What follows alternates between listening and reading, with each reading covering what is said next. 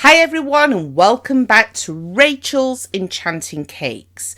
Today we are going to be doing some cupcake piping techniques with 3 very popular nozzles that you will most likely already have in your kitchen. I'm going to show you just how easy these stunning cupcakes are to create, everything you need to know in a simple step-by-step format, but it's excellent if you are a beginner baker. Happy baking everyone, I really do hope I help you again today, and let's make a start. The piping tips used in this content are the Wilton 104. Now you will see me use this in a lot of the tutorials on the flowers for beginners. We also have the Wilton 199, that creates the shell-like effect that we see on our cupcakes. And another very popular piping nozzle, the Wilton 2D. Again, you will see this in the roses tutorial. It gets used an awful lot. You can make roses from them, but also hydrangeas. For the food colourings, I'm using Pro Gel by Rainbow Dust. Now I have a pink, a peach and a raspberry. I'm keeping the colours very similar, but obviously you can use any colouring of your choice. Now for each colour that you're choosing to use, you simply want to take a small amount of the food gel, place it directly into the buttercream and then stir it. Remember, the longer you leave the buttercream to one side, the more vibrant the colours will actually become. Simply do this for each batch of buttercream, working out roughly how much you're wanting of each colour.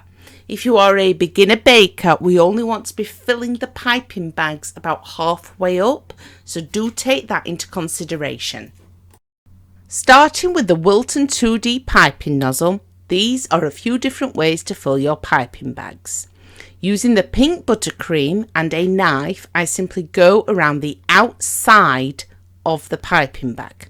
This one's going to be used for the rose and it will give us that two-toned effect. Once you have gone around the outside, you then simply want to fill the centre with a colour of your choice. I'm using some leftover white buttercream because the colours really do stand out if you have the dark pink on the outside and the white in the middle. Only half fill your bag so you have full control, and this is what you will end up with. So to pipe the rose, simply take the 2D nozzle and your cupcake. You want to start where the centre of the rose is going to be, gently squeeze and go around in a smooth circular motion. For the piped ruffles, I'm using the Wilton 104 piping nozzle and the leftover pink buttercream. I then simply add this directly into the bag. Remember, no more than half full. And this is what it looks like, ready to pipe. You will notice with the Wilton 104 piping nozzle that it is a teardrop shape. We want the thicker end touching the cupcake and the thin end facing away. You then want to do a left to right motion whilst consistently squeezing out that buttercream. Do not stop squeezing. This is why it's important to have full control over the piping bag. When you have finished going around the outer edge, simply stop and pull away. Using the Wilton 199 nozzle and the raspberry coloured buttercream, I'm filling this one slightly differently. This one's going to be half and half. So I'm not going all the way around the outside and then filling the centre with a different colour. I'm simply filling half of the piping bag with the raspberry buttercream.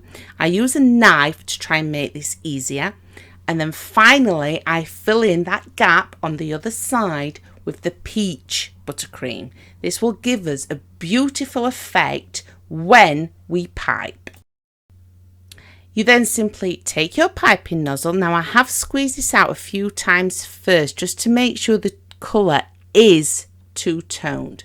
Simply place it directly on the cupcake, squeeze and gently pull away. And it gives that beautiful shell-like effect. It really is that simple. Now, as beautiful as these cupcakes already are, Adding a few edible sprinkles just adds the perfect finishing touch. So for this, I use a small spoon and I simply pick out the smaller sprinkles.